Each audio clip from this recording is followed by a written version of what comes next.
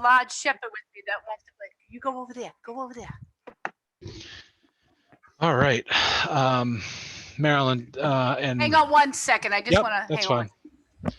Let me get a little situated here. I don't know why my camera's doing that.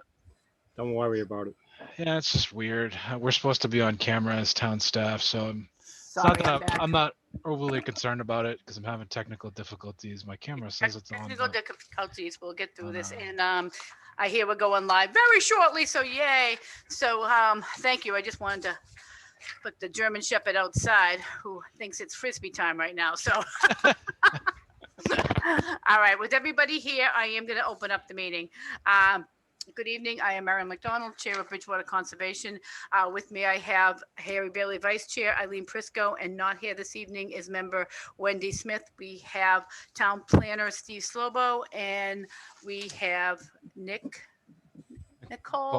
What's Nicole's name? I don't see it. Salvo. I know I was I'm close. here. There you go. Thanks, honey. Nicole Salvo.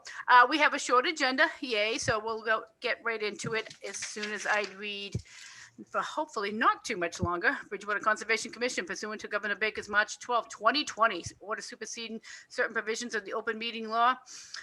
In the governor's March 15, 2020 order imposing strict limitations on the number of people that may gather in one place. The meeting of Bridgewater Conservation Commission will be conducted by remote participation to the greatest extent possible. No in-person attendance and members in the public will be permitted, but every effort will be made to ensure that the public can adequately assess the proceedings in real time. The meeting is being recorded within 48 hours. We'll post to a link of the recording on the town's website and or town social media. I've mentioned who is here with us. As everyone's mic is muted, the commission mics will remain unmuted throughout the whole meeting as items appear. The agenda. Representatives' mics will be unmuted. If the public has a public question during that time, we ask that you use the chat feature by raising your hand, address, stating your name.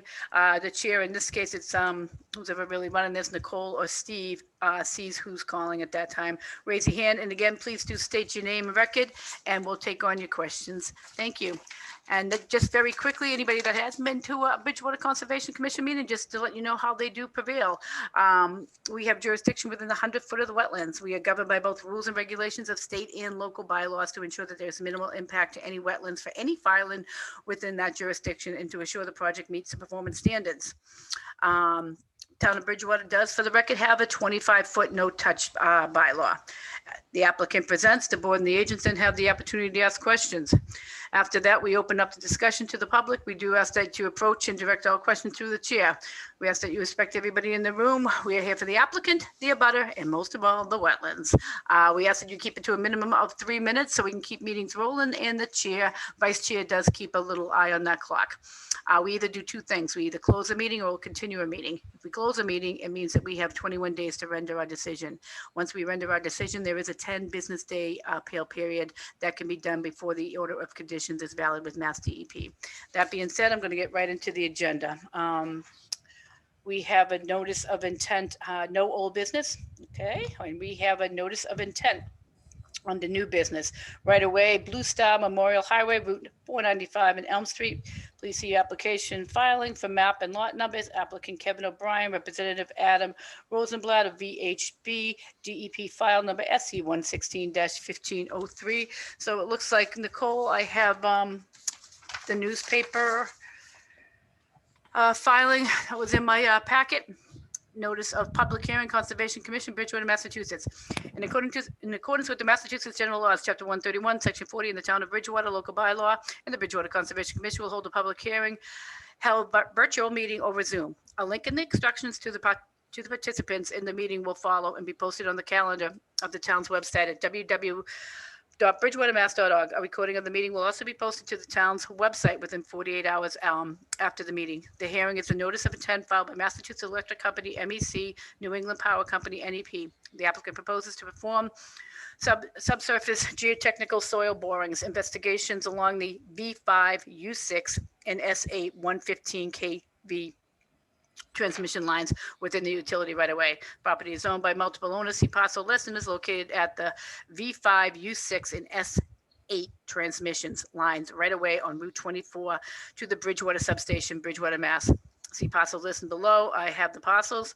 Please contact the Bridgewater Conservation Commission at 508-697-0950 for the hearing date and time. All interested persons are encouraged to attend, and that was published in the Enterprise on June 2nd, 2021. So we are now open on notice of intent. Yep. And Mr. Rosenblatt is here to represent VHB on this project and the applicant. So I've made him a co-host so he can share his screen and provide us with a presentation of the project and the proposal. Yeah, we have everything too. So we've seen it. We're pretty familiar with the area, and we've got your stuff. Thank you. Okay, very good. Well, I can share screen, I guess, for now. And, if people are following along with paper or on screen, either way works for me. Let me just make sure that this is working. Yep. Okay, so you should be able to see the cover sheet of the plan set that we submitted. Let me just start. Thank you for the introduction. My name is Adam Rosenblatt. I work for VHB out of Providence, Rhode Island, for the record. And I'm here representing the Massachusetts Electric Company and New England Power Company, who are doing business as National Grid in this case for this project. This is the preliminary. You want to take her out of the playground for a little? This is the preliminary portion of what is a future project that is proposing to do maintenance and refurbishment of the existing V5, U6, and S8 transmission lines. These lines are a mixture of both lattice tower structures, which are, the ones that look like in a rectaset, all made out of angle iron.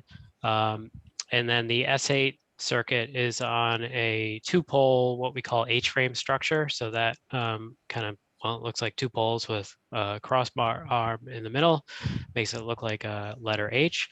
And what the National Grid engineers and design engineers need to do is they need to collect geotechnical information in order to design the foundations and the future structure replacements that are going to occur as part of a future project. So what we're here for today is not for the future project. We'll come back before the commission once the project has been designed.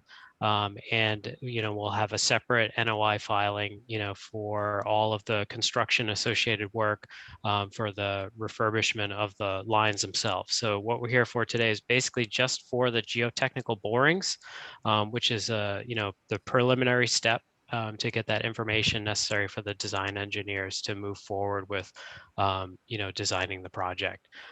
So we do have the access maps that we provided. These show things on them like the proposed boring locations where the existing structures are, the different circuits, and then they propose specifically best management practices for accessing those boring locations using temporary construction mats. So I'm not sure if folks are familiar with what those look like. From other utility projects that have occurred in town, but they're basically timber mats that are bolted together. They often measure roughly 4 feet by 16 feet, and they lay them down on wetland surfaces or upland soil surfaces that don't have good soil strength in order to allow a vehicle to drive over those, displacing the weight so that they're not causing soil disturbance underneath them. So it's a pretty recognized BMP at this point, trying to minimize soil disturbance for the boring program. The time frame that these would be on the ground would be fairly minimal. A boring can generally be advanced, within a day or two. So these would get laid out ahead of, the access to a particular boring location. They'd advance the boring. If the mats are being used to get to multiple borings for access, you'd have to account for the time, to do more than one. But generally, they'd roughly be down for, I'd say, they tend to go in there about a week before they're ready to go to access location, then for the time that they're completing the boring, and then they come out roughly within about a week or so afterwards. So soup to nuts, usually each boring location, it's under a month which is good timing. Typically vegetation, is matted down and bounces back very quickly, for that, shorter duration of time. Where, there's any sort of incidental soil disturbance that occurs from the activity, those areas would be mulched, typically with, a weed-free straw mulch that can either be blown on or hand applied, depending on the size of the area that we're talking about. If we, who are the will be the contracted environmental monitor on the project, so Mass Electric Company and New England Power will hire VHB to perform what we call environmental permit compliance monitoring, and that effectively is us going out at least once weekly to make sure that erosion controls are functioning along the right of way. If they need to be supplemented, we make recommendations for them to be supplemented or repaired. And those recommendations are followed typically, within a few days to a week, depending on, how high of a priority it is. So something that's just a small maintenance item might, take a little longer, but if there's something that we identify as something critically important to protect a resource area, those are typically done same or next day. The erosion controls that we're proposing to use besides construction matting on the project would be simply a silt sock or a compost filter sock, which would be used to segregate, where the boring is going to be advanced from any surrounding resource areas or other sensitive receptors, which could be, there's some areas of stormwater structures or features that might need to be protected, or property owners, that sort of thing. Those will be down for the duration of the advancement of the boring. The soils that come out of the soil boring will be placed on a tarp. And then the intent is to re-enter those back down the borehole when things are all completed and the information's been collected. We often request that the boring contractors take out what we call a brownie, but effectively, taking the upper foot of soil out like a plug, putting it off to the side, and then using that just to, fill in the borehole. They're not very big. They're typically done, with a 4-inch split spoon sampler. So the diameter of the hole is between 4 and 6 inches. It's not very big. And when they're done, we'll watch these areas for settling. We don't want ankle breakers out there either, with that's sometimes a common problem, in wetter, sandier soils, where you get some settling. And we'll, keep an eye on that as part of the project to make sure that, we're not leaving big voids where, people could trip or hurt themselves, or animals and wildlife as well. If anything like that's identified, we'd, let the contractor know who's responsible for doing the job, and they, go back and if the soil plug is still there and accessible, we pop that out, fill the void space with some type of clean material, sand, most likely, and then put the soil plug back down. If they can't get the plug out, and the amount is only a foot or so, we'd use a native compost or soil material to backfill that. Basically, like as far as statistics go for the, what we're talking about in the town, we're looking at 16 soil borings. 4 of those are located within resource area, which is either BVW, riverfront area, or bordering land subject to flooding. We're not proposing to do any grade changes here for any of this activity, so we're not going to, affect BLSF in any way. And the BVW and riverfront areas would be, restored in kind when we're done, as I've described already. The future project, if you're looking for a time frame, we're probably still at least a year away from that. The boring program is intended to run roughly through the summer, and likely into the fall. The project's overall about 20 miles, runs all the way down to Somerset. And there's over 200 borings that are going to be completed over 2 field seasons. So they'll be doing it this summer and fall, and then also another round next summer and fall. So you'll probably see some activity, at both times. They're not based on broken down by town. They're broken down by priority for the importance of needing the information. So the S8 line are the ones that are going to get done first because that's the first portion of the future project that's slated to go to construction initially, and then the V5, V6 borings would happen after. So there'll be some activity spread out over a couple of years here. In reviewing both your bylaw and the Wetlands Protection Act, there is a provision for exempt activities related to utility maintenance and replacement of structures. That's effectively what we're doing here is, some advanced work to promote that very activity with that future project. So we feel that the work is generally exempt, and we've submitted the NOI application at the recommendation of the agent, and are here before you to present the project, answer any questions that you may have. I'm happy to go through the plans or any part of our report if you'd like. We can walk through the plans if you want to go sheet by sheet on the aerial photos to see what we're talking about. I'm happy to do that, or take some questions, as we go. Thank you, Adam. I think I know myself that I'm good. Harry, Eileen? I'm fine. Yeah, I'm fine. good presentation. I think we're very familiar with this area. We're also very familiar with borings and stuff and how that's done. So Okay. Steve, anything you need to add?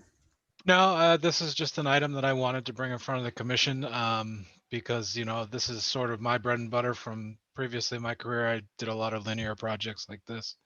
So I know how much impact they have, and I like to see notice of intent. And I did a lot of notice of intent like this. So it's pretty cookie cutter. It's pretty straightforward. At this point, it's just planning. When they come forward with the structures, this is what they need this information for. So, Yep. As Adam explained, the VHB has always been very good, and National Grid at the same time is when it comes to alerting us of any concerns or things that may show up in the field. So I know that they'll follow us through in that aspect, and I know that their monitors are good. So Thank you for that. I have no problems with this project. As Adam said, also it is typically exempt. It is exempt in some towns. Other Yep. towns require different types of filings, maybe an RDA or an administrative approval. But I like to present these projects so that, in the event we did have abutters or, interested residents of the town to see how much work goes into the infrastructure like this, Yep. because it is a lot. Nope, glad it was brought forward. Thank you for that. And it sounds like all soil will remain on site. So I really have no further questions. Anybody else on the commission? No, I'm good. Okay. Anybody on this filing with a question? It's really only us in the room tonight. Okay. Nicole, do you need me to read in for the record all the parcel numbers, or do you have them? We do have them. We have them. You do? Okay, I will save everybody that then. So at this time, the chair would entertain a motion then to both close and then a motion afterwards to approve. So let's go with chair would entertain a motion to close, please. I'll make a motion to close. second. Here in a second, any further discussion? Hearing none. Roll call vote. Marilyn McDonald, aye. Harry Bailey, Aye. Eileen Prisco. Aye. All right, so this is, the notice of intent is closed. I will now entertain a motion, please, for an approval. I will make a motion to approve the notice of intent for the right of way between Blue Star Memorial Highway and Elm Street. Second. Here in a second, any further discussion? Hearing none. Roll call vote. Marilyn McDonald, aye. Harry Bailey, Aye. Eileen Prisco. Aye. Thank you very much for coming in, Adam. Again, nice presentation. Thank you. And just Thank so you. just so that Adam's clear, is it okay if I issue the order of conditions on this and get them started? Yeah, Steve, I'm sorry. I meant to, anything special on your end with conditions or just standard? I would. I don't see any reason for any special conditions in this case. Okay, yeah. So if you want to get that going, that's fine. And we are coming in these days to sign. So if they need Yep. it signed prior, we can, I'm sure we can get it. Or in if that sign. worst comes to worst, we can do it at the next meeting. Either way, just keep us in the loop. Sounds good. Yep. All right. Enjoy your evening. Thank you very much. I appreciate it. You're Everyone, have welcome. a good evening. Yeah. Thank you, Adam. Thank you. Okay, we have nothing else under new business. We're going to go into administrative item, administrative approval. It's a minor modification plan change proposal for South Farm Lane, map 125, lot 89-3. Yeah, so on any types of issues like this, I'm going to bring it forward to you guys as administrative approval. I'm actually working on a sheet that will go along with some other minor types of asks that people have that may be in between, a formal filing, say, in that right near the 100-foot edge where it might not classify for an RDA, but there will be a filing fee associated with the administrative approval. With that being said, this would be the type of thing that I would be talking about in that instance, where we have a very minor modification to a plan and an order of conditions that the commission just issued at the last meeting. This is for one of the homes over on South Farm. And I sent you guys all the email that was sent directly from Michael Koska. And he wants to, the applicant would like to change a couple locations very slightly. He's moving a couple structures towards the roadway. We have received the revised plans. We have them in the office and they were sent electronically, which I provided to you guys via the same email. So it's for you guys to decide now. The ask is just to make those minor modifications before we issue the order of conditions, which has been signed off on. I just want to make sure the appropriate plan of record is recorded at the Registry of Deeds. Okay, perfect. I've seen them. At this point, I have no concerns with the modifications. Eileen, Harry? No, I'm fine. And I'm fine. Okay, so then Chair would make a motion then to approve, Approve. yeah. I make a approve- motion to approve the minor modifications on the plan for South Farm Lane, map 125, lot 89-3. Second. Here in a second, any further discussion on that? Hearing none. Roll call vote. Marilyn McDonald, aye. Eileen Prisco, Aye. Harry Bailey. Aye. Sorry, I went out of order. All right. Thank you, Steve, for bringing that forward. And I believe that's all we have. That is all we have. That's all she wrote. Okay, Okay. great. All right, well then the chair would entertain the favorite motion. Motion to adjourn. Second. All in favor? Aye. Aye. Aye. Thank you very much, guys. Have a great night. Aye, Thank you, Jim. guys. Yep, bye-bye, Steve.